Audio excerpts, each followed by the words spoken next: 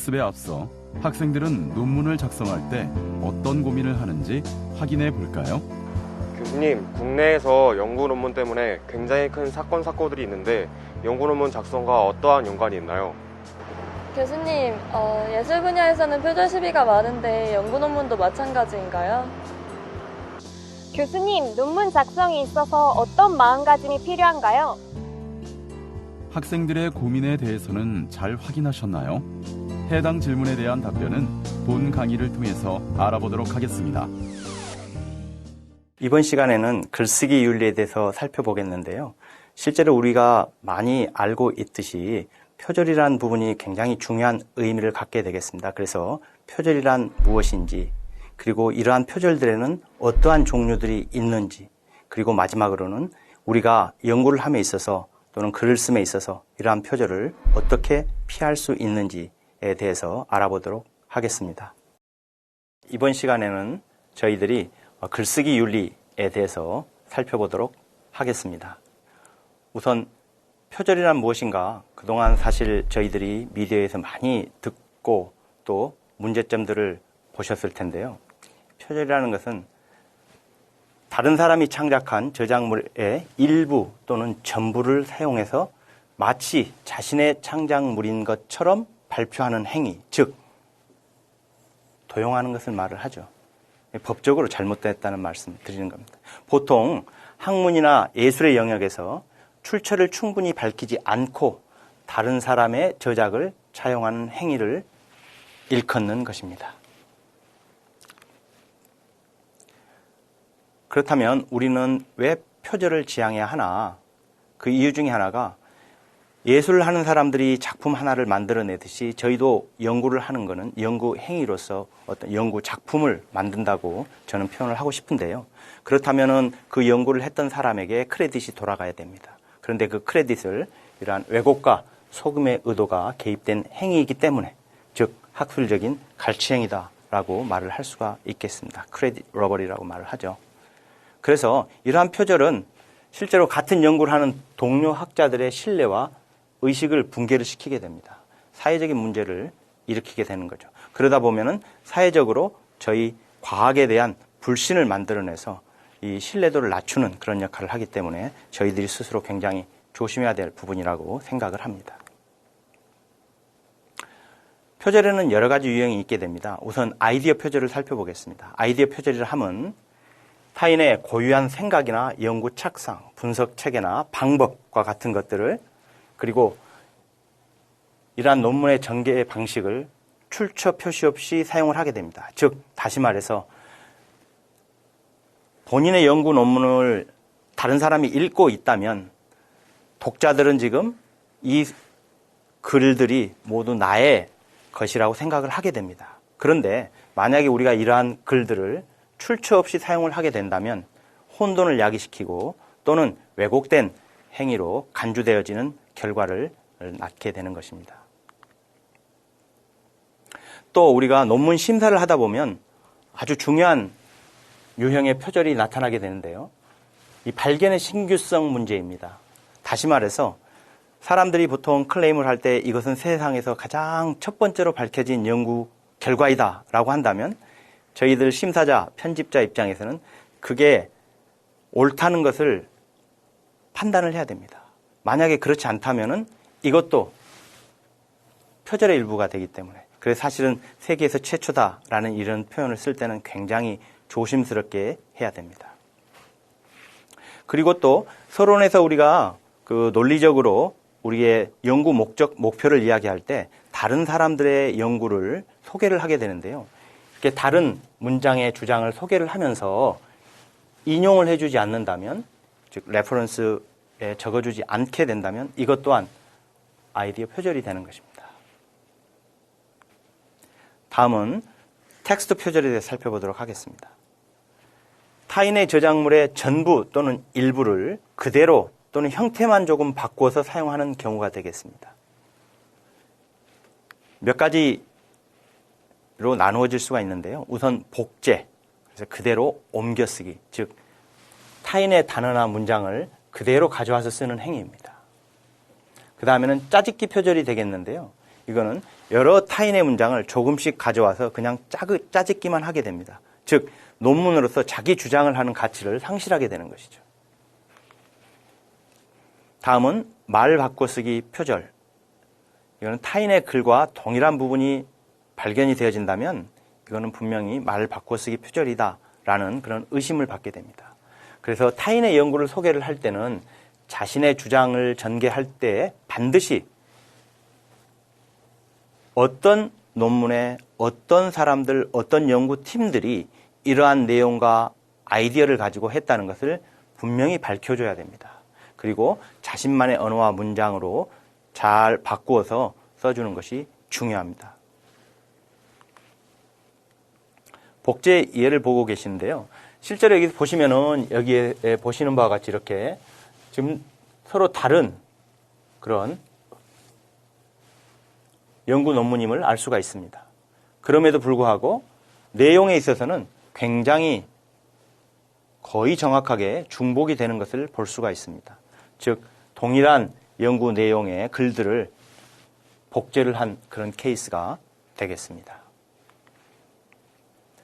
다음은 짜집기 표절이 되겠는데요. 이 부분이 지금 오리지널 소스가 되겠고 이렇게 쭉 글이 나옵니다. After graduation in 1900, Einstein faced one of the greatest crises. 이렇게 이제 나오고 있는 문장을 학생이 다양한 문장에서 글을 따서 Einstein graduated in 1900. He was confronted by 와 같이 이렇게 군데군데 짜집기를 해서 글을 만든 그런 케이스가 되겠습니다. 다음은 말 바꿔쓰기 표절인데요. 이게 이제 문장이 길기 때문에 붉은색으로 표시한 부분만 보시면 되겠습니다. Spanish라는 게 나오고 legally라는 게 나오고 ticket and arrest us 그리고 speak something other than English라는 게 나오죠. 이게 이제 오리지널 소스였습니다. 그런데 글을 바꾸는 과정에서 이렇게 바뀝니다. Spanish가 Greek으로 바뀌게 되고 legally가 laws 바뀌고 그다음에 take us off to jail. Here is not speaking English처럼 이렇게 말만 바꾸어 쓰는 이러한 것들은 표절로 처리하게 됩니다. 그 다음에 포괄적인 인용이 되겠는데요. 이게 의외로 이런 경우가 있습니다. 보시면은 이 글은 주로 어떠한 사람이 2008년에 작성한 글을 참고하여 본인이 내가 작성을 했다라고 해서 분명히 인용을 한 것처럼 보입니다. 그런데 어디에 어느 부분에서 어떤 주장을 인용을 했는지에 대해서 알 수가 없습니다. 그냥 굉장히 포괄적으로 이렇게 출처 표시를 하는 이런 행위들은 보통 실수라고들 이야기를 하지만 이것도 저희들은 표절로 간주를 하기 때문에 굉장히 조심해야 되는 부분 중에 하나가 되겠습니다. 다음은 표절의 유형 중에서 데이터 표절이 되겠는데요. 사실 이 데이터 표절은 국내에서 그동안에 굉장히 크고 작은 사건, 사고들이 있었기 때문에 많은 분들이 어느 정도 알고 계시리라 생각을 합니다. 여기도 보시면은 지금 이 저널이 서로 다릅니다. 저널 보시면 저널의 소스가 서로 다른데 그럼에도 불구하고 잘 살펴보면은 지금 이렇게 블루박스가 쳐진 이 부분이 지금 아이덴티컬 한 걸 알 수가 있죠. 정확히 겹치도록 유사한 게 아니고 동일한 사진이 양쪽에 들어가 있습니다. 이러한 경우는 명백한 데이터 표절이 되겠습니다. 그래서 이러한 어떤 우리가 인용을 할 때 서로 지켜야 되는 그런 룰들이 있습니다. 즉 다시 말해서 내가 어디선가 가져와서 사용을 하고 싶은 글이나 그림이 있다면 특히 그림들이 있다면은 이러한 그림들이나 사진들에 대해서는 퍼미션을 받도록 되어 있습니다. 그래서 보시면은 이렇게 퍼미션을 받는 거고요. 그 다음에 이게 이미 내가 아닌 다른 사람에 의해서 논문으로 나와 있다는 것입니다. 그러면은 보시는 바와 같이 이러한 폼들이 각 저널에 있기 때문에 그 오리지널 처음 이거를 제시한 사람들에게 편지를 보내서 본인이 사용을 하겠다라는 의지를 밝히게 됩니다. 그러면은 출판사에서 이 주어진 양식에 따라서 출판물에 대한 사용 허가를 획득을 하면 되는 것입니다. 많은 경우에 무료로 가져올 수가 있고 이렇게 허가만 받으면 되기 때문에 반드시 이러한 과정을 거치시는 게 좋고요. 가끔은 유료인 경우도 있습니다. 그래서 본인이 논문명, 저자, 저널, 볼륨, 페이지를 언급을 하고 그 다음에 이거를 본인이 어떤 용도로 사용을 할 것인지에 대해서 언급을 하면 되겠습니다. 글쓰기를 할 때 그렇다면 표절을 피하는데 어떤 방법을 우리들이 몸에 익히는 게 좋은지를 살펴보면요. 우선 기록에 있어서 평상시에 글과 논문을 읽을 때 아이디어의 출처에 대해서 잘 기록을 하고 보관해 두는 게 좋겠습니다. 이때 중요한 것 중에 하나가 글을 읽다 보면 어떠한 것은 타인의 글에서 오게 되고 어떠한 것은 자기 본인의 아이디어일 수가 있거든요. 이런 경우에 구분을 잘 해두는 것이 중요하겠습니다. 다음은 타인의 글을 볼 때 타인의 글에 있는 아이디어와 결과는 앞에서도 언급을 했지만 출처를 반드시 밝혀야 됩니다. 그리고 책뿐만이 아니고 인터넷 자료도 마찬가지입니다. 또 이러한 인터넷 자료 중에 중요한 부분은 그게 사실인지에 대한 확인을 반드시 하셔야 됩니다. 그 다음에 타인의 글을 읽고 매력을 느낀다면 이건 참 좋은 글이구나 라는 생각이 든다면 이 글이 과연 어떤 방법으로 쓰였는지에 대해서 숙지를 하고 메모를 해두고 그 다음에 그 내용에 있어서 오리지널한 글도 옮기긴 하지만 자신의 글로 바꾸는 연습을 자꾸 하시는 게 좋습니다. 그 다음에 앞에서도 그 짜집기에 대한 이야기가 나왔지만 여러 문헌의 글을 이렇게 취한 다음에 그거를 조각 짜집기를 하는 것은 아주 좋지 않습니다. 자신의 글로 바꾸는 노력을 자꾸 하셔야 됩니다. 앞에서 이미 말씀드렸지만 인터넷에 있는 경우에는 정보 자체의 가치를 먼저 판단을 해야 됩니다. 과연 이게 인용할 만한 가치가 있는지. 다음은 다른 사람의 외국어로 된 글을 번역을 하면 안 되겠습니다. 이것도 표절에 들어가게 됩니다. 다음 자신의 글을 쓰려고 할 때는 실제로 이러한 강의를 몇 번 듣는다 그래서 자신의 글에 글이 향상이 되거나 하지는 않습니다. 가장 중요한 것 중에 하나는 상당히 오랜 기간에 걸쳐서 자신의 글을 많이 써보는 게 필요하겠습니다. 이렇게 하는 것 자체가 어떤 걸로 연결이 되어지냐면 글 쓰는 것 자체에 대한 두려움을 없애주게 됩니다. 이게 필요하게 되겠습니다.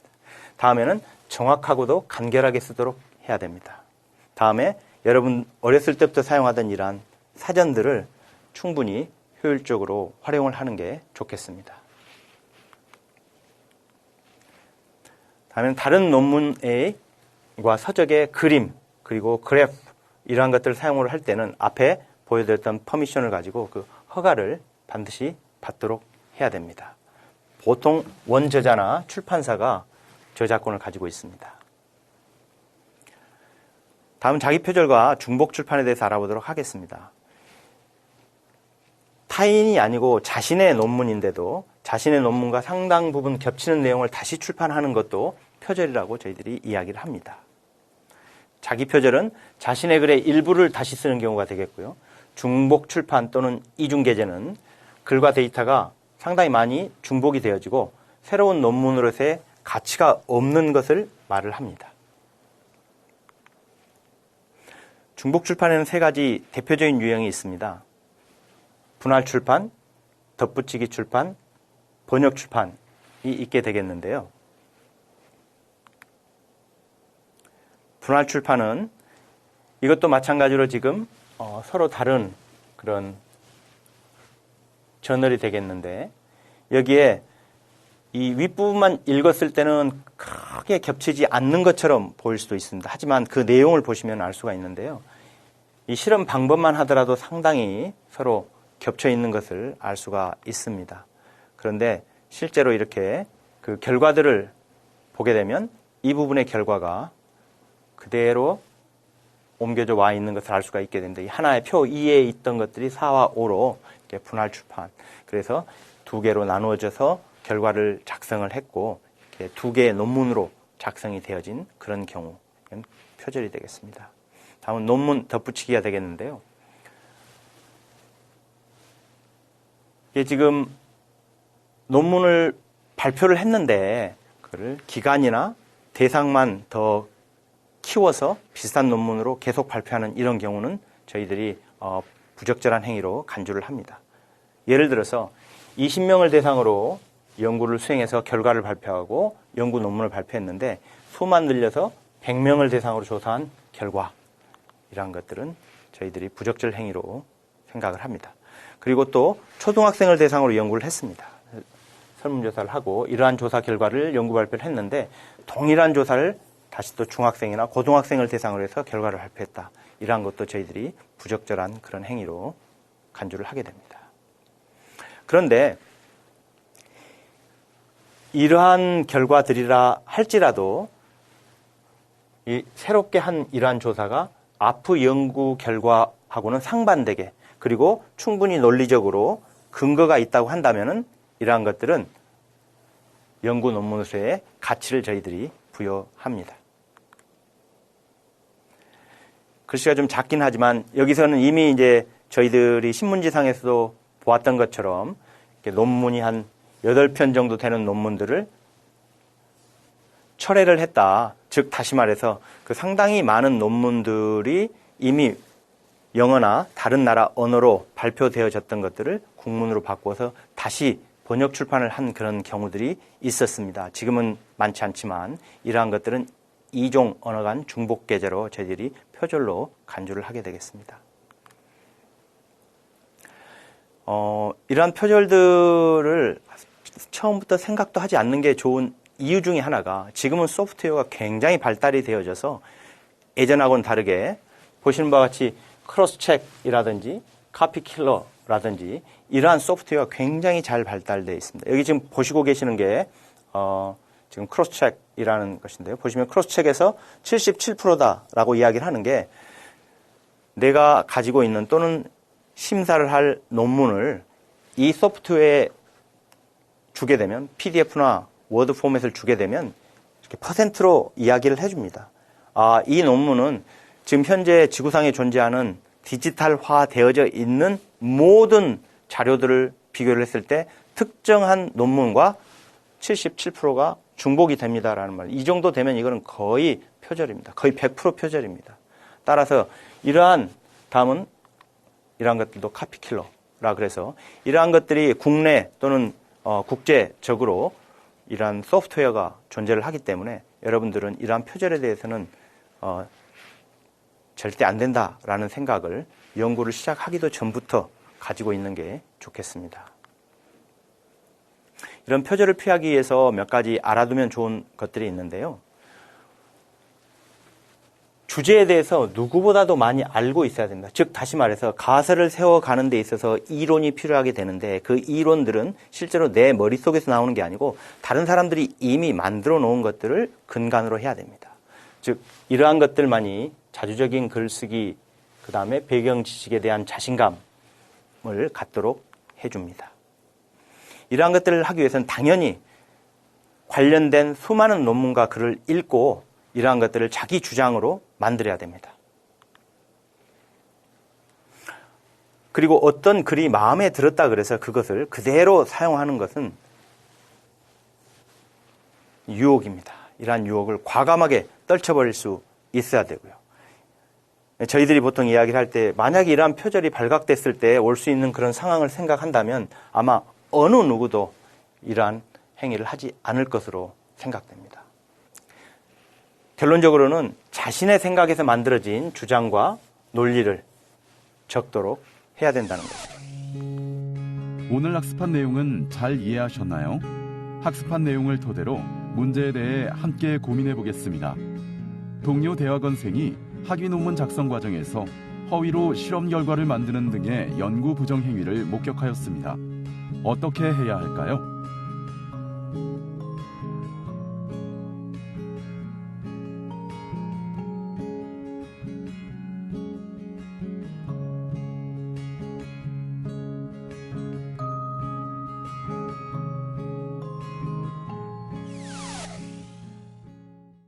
이상과 같이 글쓰기 윤리에 있어서는 평상시에 아이디어나 논문의 출처에 대한 근원을 잘 기록하고 보관하는 게 중요하겠습니다. 그리고 이러한 기록과 보관을 함에 있어서 타인과 나의 아이디어를 구분하고 그리고 자신감을 가져야 되는데 그러기 위해서는 자기 주장과 논리 개발을 끊임없이 해야 되겠습니다. 그리고 타인의 아이디어나 결과는 반드시 출처를 밝혀야 됩니다. 특히 인터넷 자료의 경우에도 출처를 밝히되 진위 여부를 정확히 알아야 될 것 같습니다. 이러한 것들을 위해서는 자신의 글을 많이 써보아야 되고요. 그 다음에 다른 논문에서 서적의 그림이나 그래프를 사용할 때는 원저자나 출판사에서 반드시 허가를 받아야 됩니다.